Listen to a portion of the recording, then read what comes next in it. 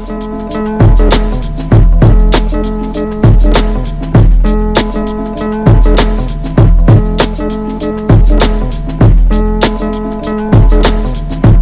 know what's amazing about it is that you came in a full-fledged media outlet.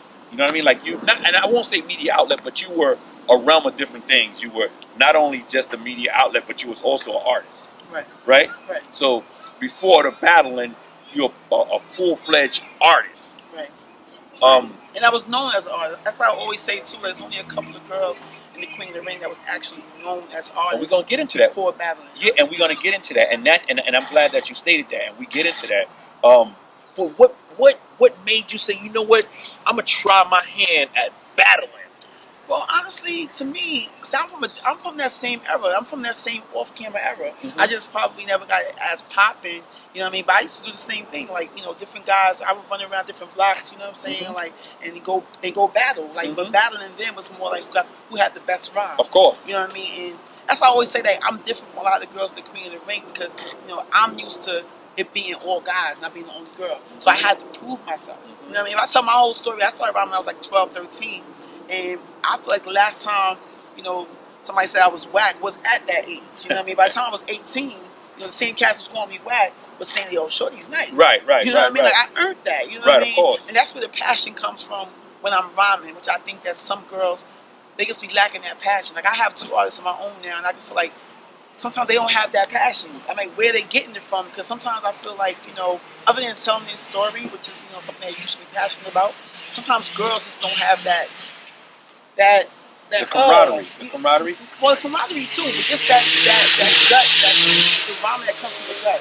Right. Well, and so, but that's what I'm saying. Right. Do you think that because they may lack on that and they step into that world of battling, that amplifies it, that gives them that?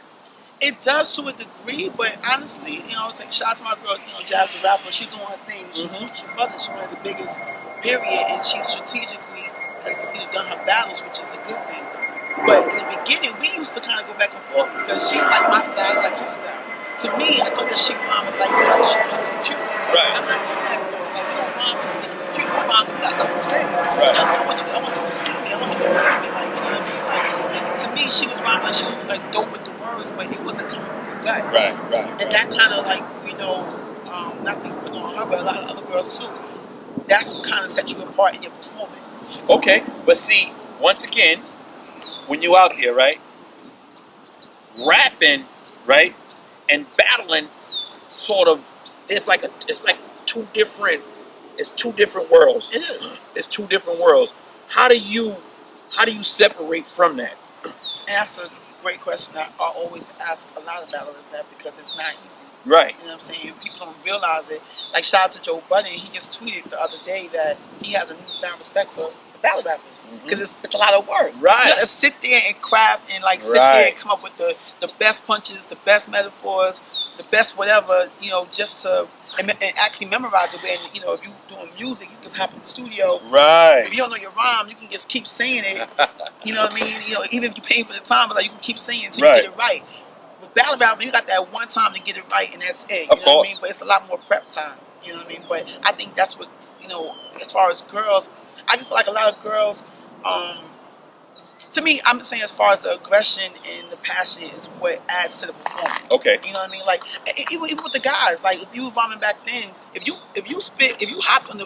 came to a cipher or wherever, right, and you spit a rhyme, if you're not feeling yourself, niggas ain't gonna feel you. Right. That's what I'm saying. That, you know, that aggression and stuff that has to do with feeling yourself. You know what I mean? And a lot of times, even in battles, sometimes it's not about the bar. They say bars over everything. It's not bars over everything. You know what I mean? It's like that to a degree, but sometimes the person with the better performance or who has the confidence kind of like can beat the guy with the better bars if the guy with the better bars is not saying them right. So let me ask you this. I mean? So now we get into we get into your battles. Right. The ideology that you just spoke about right then and there, right? Because a lot of times you often hear that bars over everything. Strategically, which battle did you use to say, you know what? I know she has bars. What verbal vehicle will I use to take her down? I feel like, see me, if you look at my particular battle rap career, I feel like in every battle I'm always aiming to do that, but a lot of times it's lack of preparation. You know what I mean? but answer my question. I'm trying to you saying what particular battle that you felt like, because when you go into a battle, right? You already know that you're on a card, right? So you going against just a hypothetical. Right. You're going against somebody, right? You're going against this person. You know a month that you're about to, battle this young lady, right? You possibly studied her. You know what I mean? I don't know what it takes for you to prep to deal with your opponent. You know that this person strategically has punches. You know what I mean? Verbal punches. Have you ever used a technique that may have undercut that but gave you the upper hand? You know what? I can't say that. I feel like every battle, I think if I would have gotten, it's not a shot at anybody. Let's just keep now. No, I'm saying because I know how this is going to go. I'm just saying it's not a shot. I'm just saying if I was to keep going, and got better opponents as I went along, then I probably would use that. But I don't use that in a battle. Me, I feel like a battler is supposed to have everything. Yeah. And honestly, if I was saying about jazz, I'm not a punchline rapper. I'm not. As a rapper, right. I feel like I'm an artist, first of all. I kind of look down on the rapper thing. You know what I mean? So with me, I'm lyrical. And lyricism doesn't hold as much weight in battle rap. Right. That's what I'm saying. So I feel like, but you can't have lyrical jabs. And with battle rap, honestly, it's just about, I don't feel like I have to conform to schemes and all that, but I have done it. And against Matrimony, people can say right. I didn't have bars. I'm like, how can you say that? There's so many bars in there, but I had everything. Honestly, I don't know who's comparable to what I gave Matrimony other than maybe a Gaddis, or I'm just saying where you have aggression, bars, punchlines, a little bit of schemes, real talk. I'm known for real talk because if I'm a lyrical person, I'm just going to give you real talk, how I really feel. You know what I mean? So with Matrimony, you think that the way it was perceived that she may have got the upper hand, and you're saying, nah, I came in with a whole package. I think she may have lacked in this. Do you think that the outside forces or people that's looking at it, it's because now the battle rap scene has went through eras of generations. You know what I mean? And this generation may see only this. Right. You know what I mean? So you get in a bevy of different people judging it or giving likes and so on and so forth. They're not seeing the overall of an artist. You know what I mean? An artist coming into the battle world. Right. Do you think that they faulted on that, not seeing you as a package? No, I think that's my fault. I'm very, I'm not gonna ever front. Some of these battles that they front, you know what I mean? Even if they clearly lost, they saying that they won and all that. No, I think that battle rap, especially for girls, it has to be a strategy, and I don't think you should overwork yourself battling. If you are an artist, if you are a battle rapper, and that's what you want to do, then by all means, kill, get your brand up, get your name up, and start getting your money. You know what I'm saying? But I'm saying that by that time of Matrimony's battle, when I finally decided to have the whole package, because I finally decided to put my all into it. Last time I put my all into it probably was Norma Bayts. You know what I mean? Where I think I had the same thing, but it was my first battle on camera, and the only thing I could say about that battle would be that I could have slowed it down. It wasn't perfect, you know what I mean? Right. But I still think I won. I still think I was scheming then, and they wasn't calling it schemes. That whole light skin scheme, that was crazy, you know what I mean? But they wasn't calling it. And that's 3 years ago. They wasn't calling it schemes, you know what I mean? I just think that if you're an artist, it's about strategy. Like I always say, Jazz, Shuni, when she came in the game, she had a manager too, so she was able to strategize. She had a little structure. Meaning you take a battle, you sit out. You know what I mean? But I think you're right, it's structure. Misfit is one. I think Misfit is actually the one that does it the best. Meaning that she's an artist, she takes a battle, but in between she's working on her craft. She's doing shows, putting out mixtapes. She's the only battler that's ever done that where she had a line in the battle and she used that line as a hook on the song. That's dope marketing. But great marketing, so that means you are thoroughly doing your homework. Give me your toughest battle. My toughest battle? You felt that was your toughest. I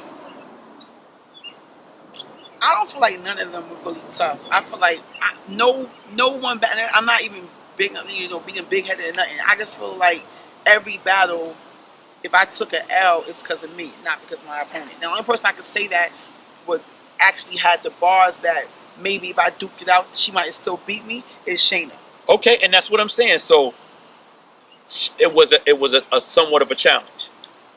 No, it wasn't that it was a challenge. It's just that I was doing so many things at the time, and I shouldn't have taken that battle. After me battling Norma Bayts, I could have easily just chilled and chose to battle her when I wanted to battle her, as opposed to when they gave her to me.